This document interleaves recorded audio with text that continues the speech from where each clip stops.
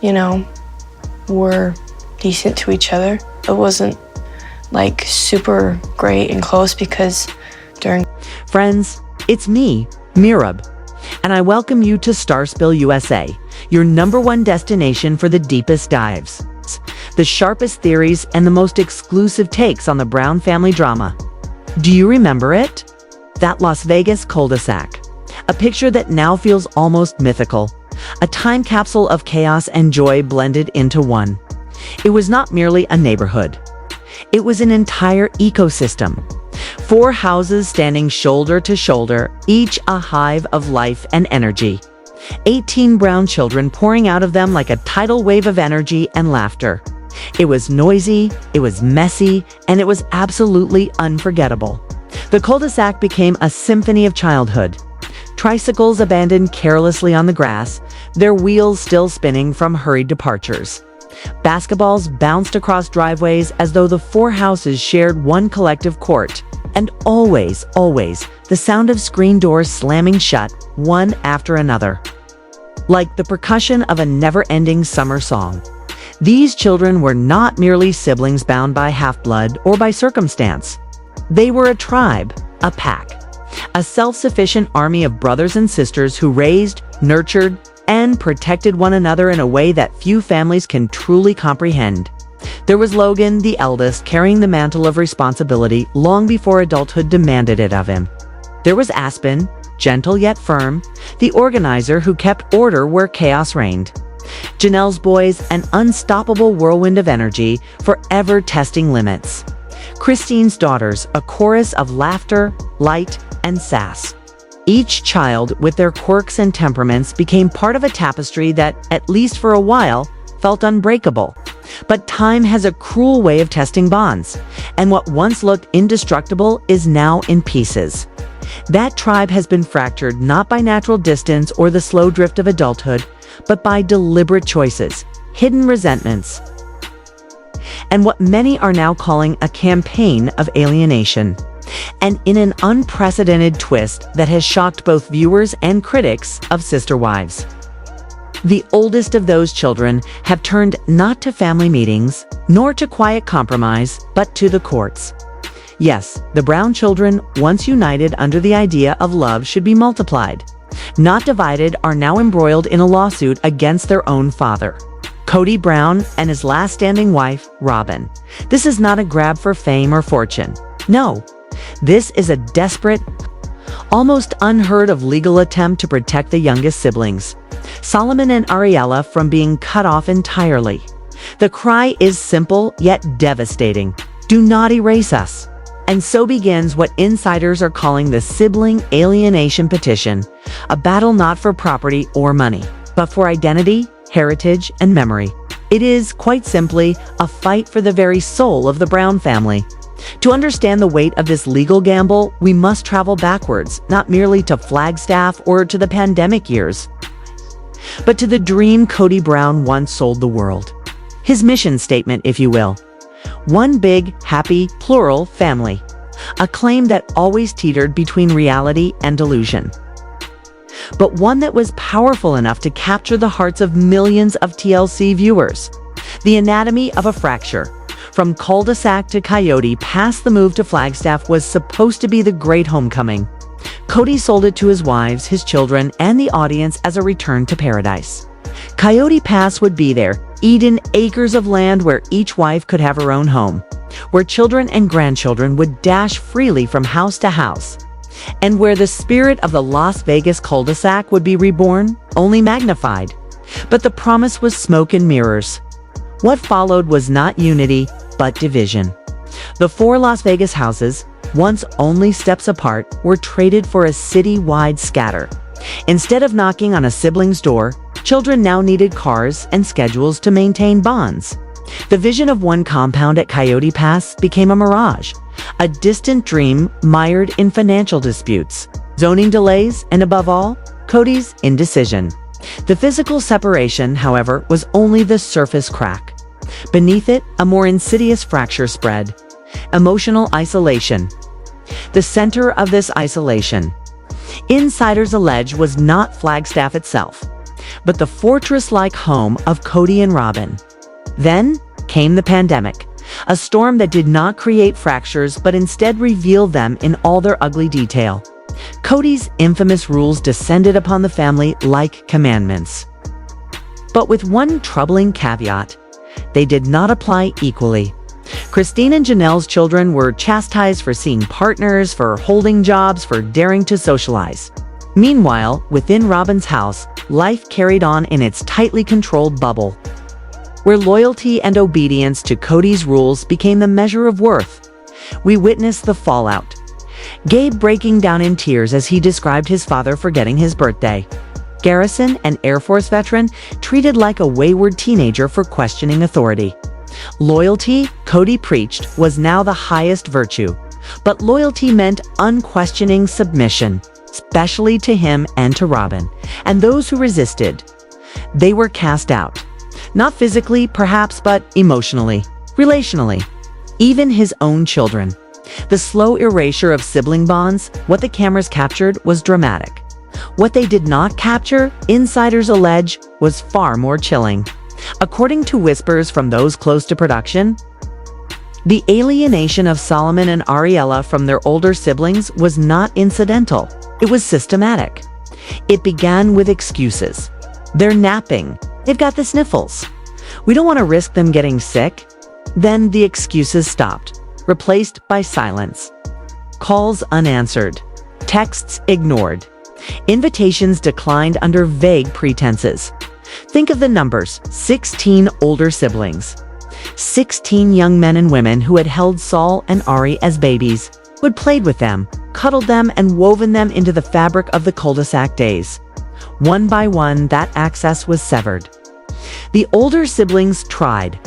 They organized siblings-only gatherings. They extended olive branches for holidays. But the answer was always no, or worse, no answer at all. Christmas, once a raucous, joyful explosion of presents and shared traditions, became a stilted imitation of itself. What TLC aired was awkward enough. Insiders claim that off-camera, it was far worse. A minefield of rejections and no shows that left older siblings heartbroken. The message, whether spoken or not, was clear. This is not your family anymore. The alliance of the ousted, the breaking point, came not with one explosion, but with tremors that grew too strong to ignore. Christine's departure in 2021 was the first earthquake. For many of the older children, it was the validation they had long needed, proof that the family they cherished was gone. Janelle's separation soon followed. It's an aftershock that confirmed what they feared. The very mothers who had nurtured sibling bonds were now themselves outcasts.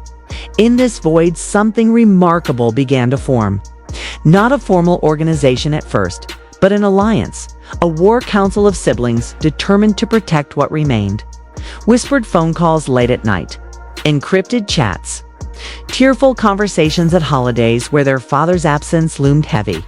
At the center of this movement were four formidable leaders: Logan, Aspen, Michael T., and Hunter.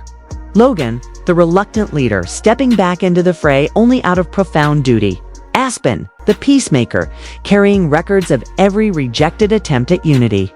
Michael T., the fiery mother, whose perspective as a parent herself sharpened her sense of injustice. And Hunter, disciplined and disillusioned, who knew what it meant to be cast aside by the man who should have been his strongest role model. Together, they compared notes. The pattern became undeniable. This was not neglect. It was deliberate. They feared Solomon and Ariella were being raised to believe that their family began and ended with Cody and Robin, that the OG 13 were little more than strangers. The final straw, insiders say, came from Truly. After Christine's move to Utah, she begged to FaceTime Solomon. Cody allegedly resisted. When the call finally happened, Solomon appeared withdrawn, confused, hesitant. When Truly mentioned other siblings, Solomon struggled to place names. For the older siblings, this was code red. The erasure was already underway. The legal Hail Mary, petitioning for sibling rights. What could they do? Parents hold the cards. You cannot force a father to answer the phone. You cannot force a mother to allow visits. But what if the very act of alienation was harming the children? not just emotionally, but psychologically. Could the courts intervene? It was a legal Hail Mary, almost unheard of. A petition for sibling visitation rights on the grounds of preventing parental alienation. Legal experts whisper that such cases are vanishingly rare. Courts hesitate to interfere with fit parents. Most sibling visitation cases involve foster care or guardianships with grandparents.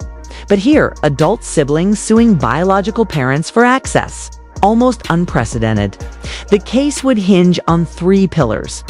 Foundational relationship, proving that Solomon and Ariella's bonds with their siblings were not casual, but primary attachments forged from birth. Pattern of intentional alienation, showing deliberate, consistent, and systematic cutting off, not just parental busyness. Demonstrable harm, the most difficult hurdle, requiring evidence that this alienation was causing measurable psychological damage to the children. It was a monumental challenge, but the siblings pressed forward. For them, the risk of losing Solomon and Ari forever outweighed the fear of public scandal or legal defeat. The bombshell filing at last, the petition was filed quietly, meticulously, almost covertly. Sources place it within the last year, lodged at the Coconino County Superior Court. The petitioners, Logan Brown, Aspen Thompson, Michael T. Padron, and Hunter Brown, representing themselves and their siblings. The respondents, Kody Brown and Robin Brown. The title, Insider's Whisper, was as bold as it was heartbreaking. Petition for sibling visitation rights and for the prevention of parental alienation. And thus, the battle lines were drawn. The voices of the siblings, a chorus of heartbreak and hope in the courtroom. Silence carried weight. Every shuffle of papers, every cough echoed against the sterile walls. But when the judge called the first sibling witness, that silence broke. Not with anger, not with hostility, but with heartbreak. The first to speak was Aspen.com, composed, but her voice trembled as she began. Your Honor, I helped raise Solomon. I was there when Robin gave birth. I remember holding him, changing his nappies, rocking him to sleep. He wasn't just a half-brother to me. He was my baby. To be told that I can't see him now, that my love somehow makes him unsafe.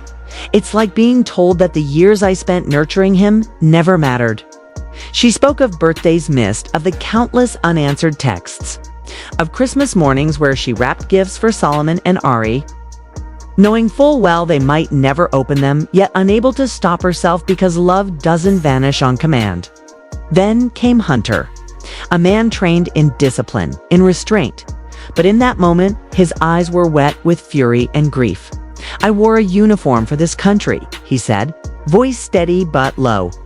I've been in places where family was the only thing that kept you alive, the only thing worth holding on to.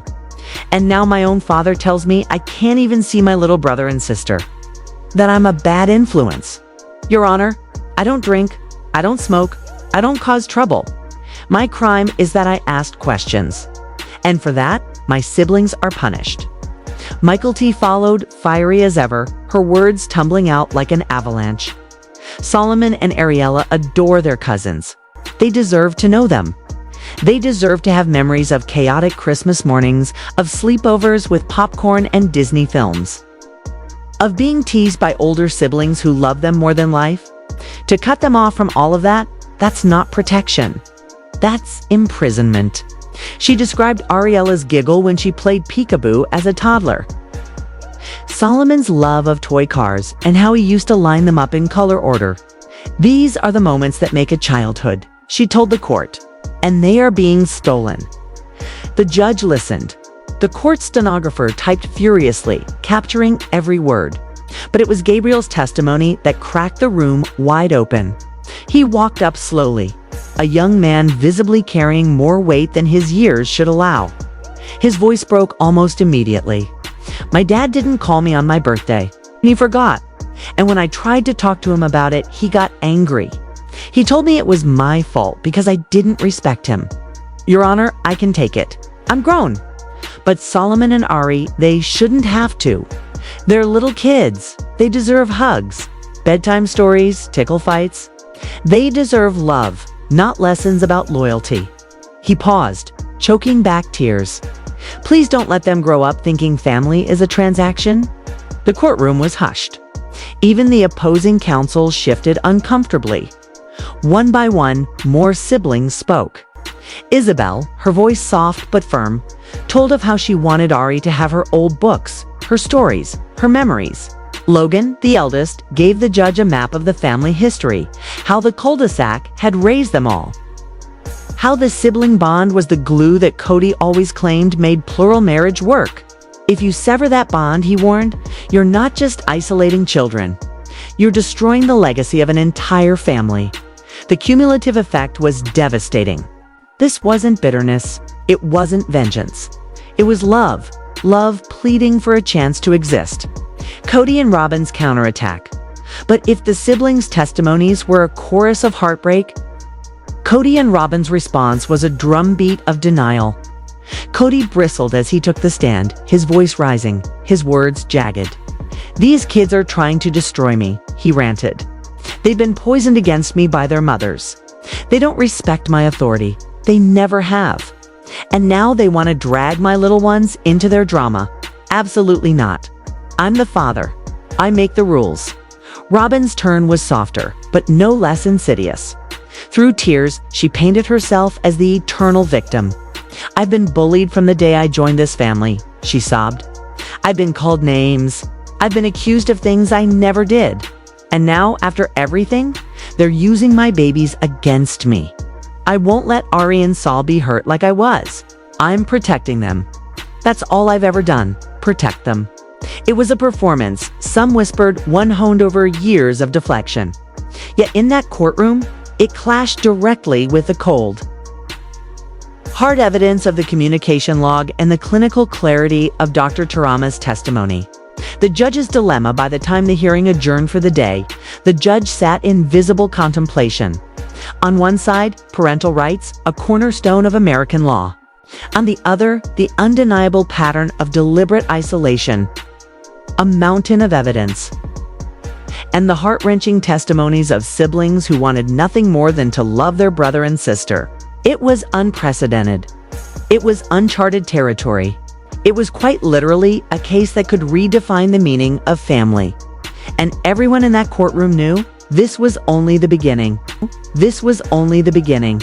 The judge allowed only a limited number of the siblings to speak in court. These were not angry tirades, not bitter accusations.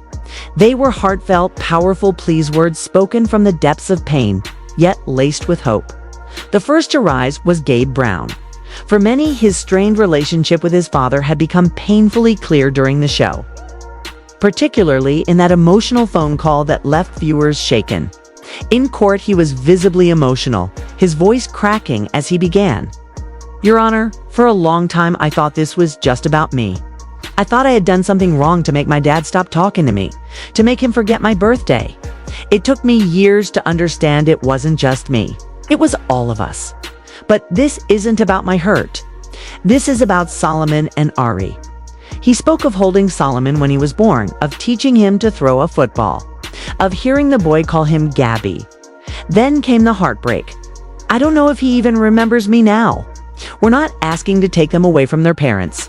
We're just asking for a chance to remind them that they have a whole family, a tribe of brothers and sisters who love them, who will always be there. Please don't let our father's anger erase us from their lives. The words settled heavily in the air. The court was silent. Next came Michael T. Padron. Unlike Gabe's raw emotion, her tone was firm, steady, shaped by her own experience as a mother. I grew up surrounded by a village, she said clearly. When my mom was busy, Christine stepped in. When Christine was busy, Janelle was there. And always, always, my brothers and sisters surrounded me. That was the gift of our family. That was the whole point of it. She lifted her gaze towards the judge. Now I have 3 children of my own. My daughter Avalon talks about her Uncle Saul and Aunt Ari. She has seen pictures. She knows they exist, but she has never met them. How do I explain that? How do I tell her that her cousins who live just down the road are strangers to her? What Cody and Robin are doing isn't just hurting Solomon and Aritz, stealing a generation of cousin relationships. It's destroying the future of this family. They are denying their children the very gift of our upbringing, each other. Then it was Aspen Thompson's turn. She was calm, pragmatic, presenting the court with facts. She laid out timelines of attempted visits, holiday invitations, Zoom calls, and compromises every effort made, every effort denied. We tried everything, she said quietly. We offered to meet in parks. We offered to bring food so they wouldn't have to cook. We offered to do video calls at any hour, day, or night. The only thing we refused to do was give up on our siblings. This court is our last hope. The door to their home is closed to us, so we are simply asking you to open a window. Together, these testimonies formed a moving portrait of siblings united not in anger, but in love. A family fractured yet unwilling to let the youngest be erased. When it came time for Cody and Robin Brown to take the stand, the room shifted. This was their chance to defend their actions, to explain themselves. But what followed, by all accounts, weakened their case beyond repair. Cody was the first. True to form, he was a tempest of rage and grievance. He did not speak of sadness or regret, he thundered about disrespect. "This is a mutiny," he declared, gesturing towards his adult children. "I am their father, the patriarch. My duty is to protect my children, and I will protect them from the bitterness and toxicity infecting this family. These children have been poisoned by their mothers. They have chosen sides. They have disrespected me and my wife, my legal, loyal wife. They don't want a relationship with Solomon and Ariella. This is a publicity stunt, a power play to humiliate me." But under cross-examination, his anger unraveled. The petitioner's lawyer asked him directly, "Mr. Brown, can you point to a single message from your son Gabriel showing disrespect?" Cody snapped back. The disrespect was in his actions, defying my rules during a global pandemic. The lawyer pressed, "So, because your 20-year-old son wanted to see his girlfriend, do you feel justified in withholding his 10-year-old brother from him 2 years later?" Cody doubled down. "It's a pattern of disrespect. He needs to come to me, Monteman, and apologize." The lawyer's voice was steady. "Did you ever once reply to his texts by saying, 'Gabe, I'm hurt by your actions. Let's talk'? Or did you simply ignore him?" Cody bristled. "I don't have to explain my parenting to you or to them."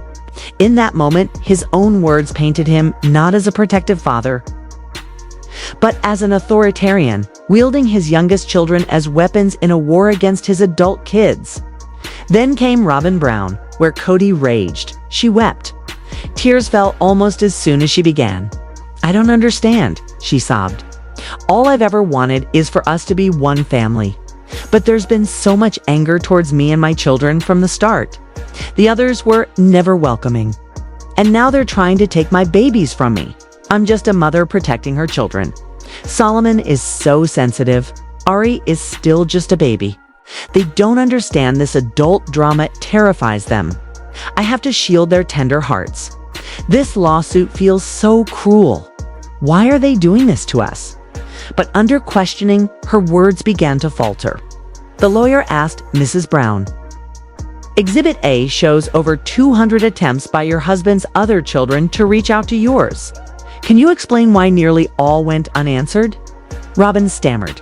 I'm not good with my phone. I'm busy. I'm a hands-on mom." The lawyer pressed harder.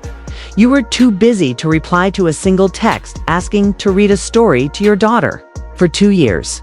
Robin floundered. "It's not that simple. There's trauma.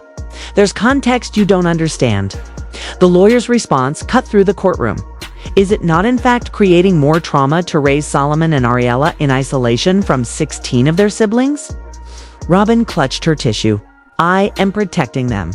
A mother protects her children." The lawyer delivered the final blow. Protecting them from what? Mrs. Brown. From their own brothers and sisters who love them. Her testimony, intended to draw sympathy, instead revealed deflection, victimhood, and an inability to provide a single concrete justification. Together, Cody and Robin had only proven the siblings' case that this was never about protecting Solomon and Ariella, but about Cody's pride and Robin's control. And then came the ruling. The judge, a seasoned veteran of family court, spoke gravely. He acknowledged the rarity of such a petition, but declared that the evidence of harm was overwhelming. "This is not protection," he said sternly. "It is possession. It is not nurturing, it is isolating. You have weaponized your children in a misguided war against their siblings. Authority as parents does not extend to severing foundational family bonds for personal grievance. You do not own your children. You have a duty to foster their connection to family, not amputate it." And with that, he granted the petition for sibling visitation. The courtroom erupted in quiet emotion. Older siblings embraced, tears flowing freely. Christine and Janelle sat holding hands, weeping. Kody sat rigid, jaw clenched. Robin stared blankly into the distance, as if unable to process what had just happened. The order was strict. Monthly weekend visits for Solomon and Ariella with their siblings. No parental presence. Neutral drop-off locations. Rotating hosts. Mandatory video calls twice a week. A court-appointed coordinator. Every loophole closed. It was a complete victory for the siblings. A landmark ruling prioritizing the emotional rights of children over the grievances of parents. But winning a court order was only the beginning. Enforcing it against Cody and Robin's defiance would prove another battle entirely. And so began the aftermath visits tense as hostage exchanges off. Robin's controlled games through endless suitcases and laminated rules. And, most painfully, a campaign of subtle sabotage. Prepping sessions, filling the children with fear, interrogations after visits, suspicious illnesses, canceling weekends. The wall was not gone. It was only cracking. Yet the siblings stood firm, documenting everything, preparing motions for contempt, fighting not just for contact, but for the very survival of the family they once were. This was no longer only a legal fight. It was a fight for memory, for legacy. For the simple right of two children to know that they belong to something greater than the prison of isolation. And in that courtroom, for the first time, it felt as though justice had chosen love over pride.